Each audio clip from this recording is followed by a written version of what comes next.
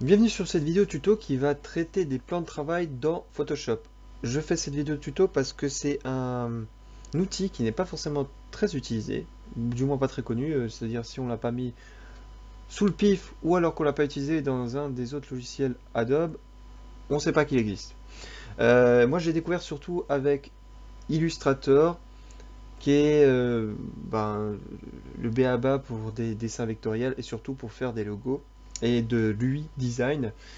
C'est très utilisé parce que, comme vous le voyez à l'écran, ça permet de mettre côte à côte plusieurs images différentes, mais qui ont un lien euh, mental avec elles. C'est-à-dire qu'en soit le logiciel il fait aucun lien entre elles, mais vous, pour vous, c'est très utile parce que vous pouvez, par exemple, dans ce cas de figure, soit comparer, soit tester des effets stylisés différents, rajouter des effets sur une image pour voir est-ce que ça vaut le coup, ou alors tout simplement pour pouvoir mettre côte à côte toute une série d'images qui ont un lien pour vous.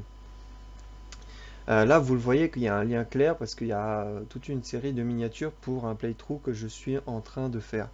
Donc ça a vraiment un intérêt pour moi, puisque je peux mettre toutes les miniatures les unes à côté des autres, comparer l'aspect visuel et voir s'il y a une cohérence graphique entre toutes les images. Voilà. En même temps, ça permet de arrêter de switcher entre deux images, puisqu'avant je fonctionnais comme je pense tout le monde fonctionne, c'est-à-dire que j'ai un fichier PSD avec lequel il y a un calque texte et plusieurs calques images.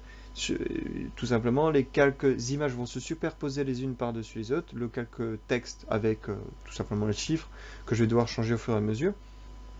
Et le seul souci, c'est que, c'est extrêmement chiant parce qu'il faut afficher une image ou en cacher selon les besoins. Donc c'est juste relou. Au bout d'un moment, on se perd dans les images qu'on doit utiliser ou celles qu'on ne doit pas utiliser. En même temps, ça ne nous aide pas vraiment pour comparer deux images qu'on souhaiterait mettre. On hésite par exemple entre deux images.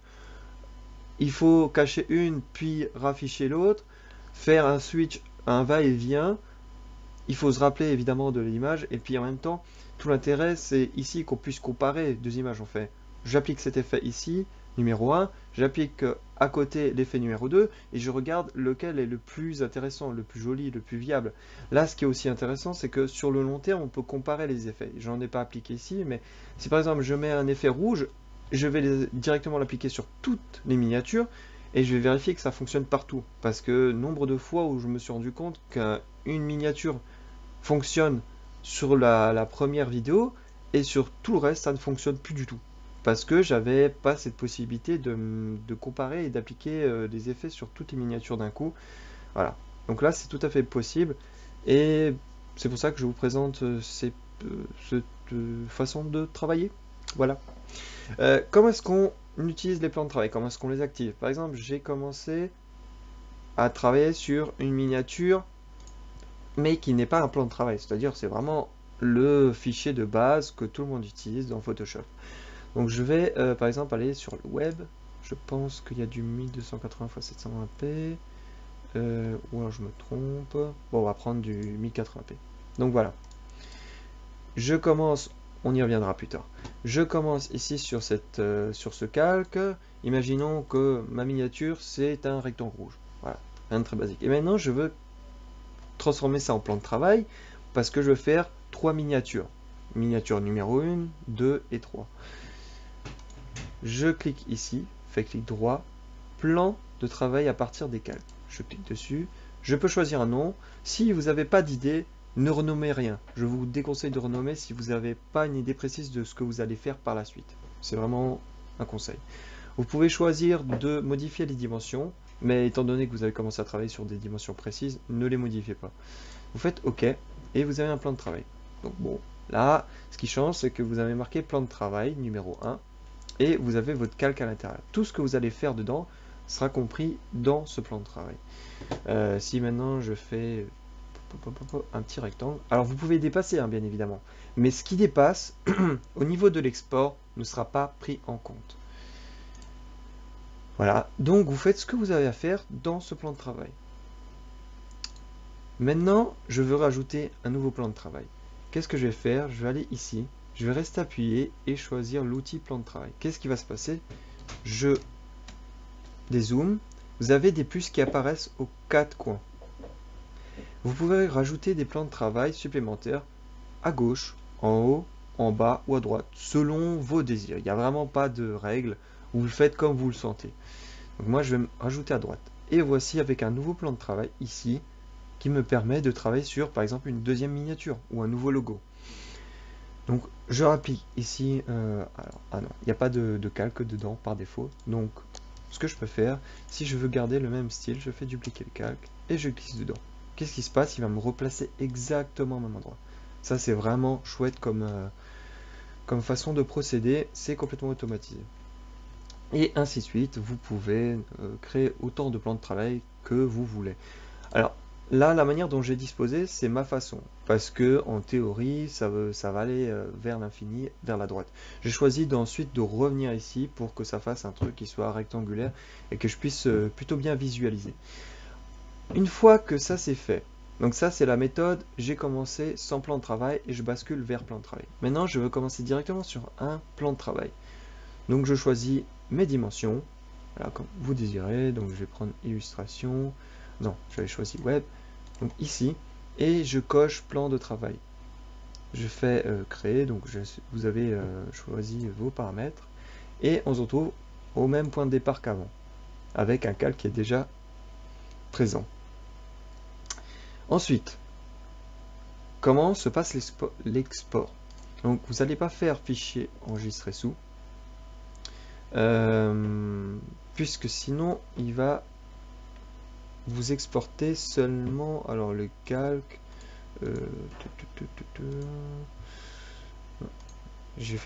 dis n'importe quoi, voilà, sinon il va vous exporter tout le plan de travail, ce qu'on ne cherche pas. On veut vraiment des fichiers distincts pour chaque plan de travail. On fait annuler, fichier, exportation, exporter sous. Et voilà avec toutes les images ici à ce niveau. Donc vous avez le nom tel qu'il va être présenté. Voilà, plan de travail. Vous pouvez rajouter un suffixe derrière, donc je sais pas, je mets un tiret 56, voilà. Donc ça veut dire que alors, préfixe, suffixe, non, suffixe, ça veut dire qu'à la fin du plan de travail numéro 5, il va rajouter tiret 56. Vous pouvez choisir le format en JPEG, en GIF ou en SVG si vous avez travaillé sur des formes vectorielles avec des formes géométriques. Évidemment, là en SVG, bon bah, en fait, tout simplement, il va créer un fichier SVG, mais il va vous foutre une image dedans, donc ça n'a aucun intérêt. Autant rester en PNJ. Vous pouvez choisir la forme, l'échelle, la largeur, la taille de la zone de travail, les métadonnées, voilà, ça peut servir. Et vous faites tout exporter. Il va vous demander à quel endroit vous voulez exporter vos images. Donc vous choisissez le dossier, hop, PNJ, playthrough, voilà, à cet endroit, vous faites exportation. Ça va prendre un peu de temps. Et une fois que ça c'est fait, vous allez vous retrouver avec toutes les images. Donc je vais ici, hop, je vais ouvrir l'emplacement du fichier. Donc voilà, il a exporté toutes les images que j'avais demandé de générer, avec le fameux petit tiret 56 à la fin. Voilà, tout est déjà prêt, vous avez toutes vos miniatures qui sont prêtes à être exportées sur YouTube. Voilà, donc j'espère que ce tuto a été simple et concis. S'il y a des petits détails qui vous manquent, vous me demandez en commentaire. Et n'hésitez pas à laisser un petit pouce bleu, à favoriser, à partager surtout, c'est le plus important, et à vous abonner si vous avez envie. Voilà. J'ai rien d'autre à dire, et moi je vous dis à plus.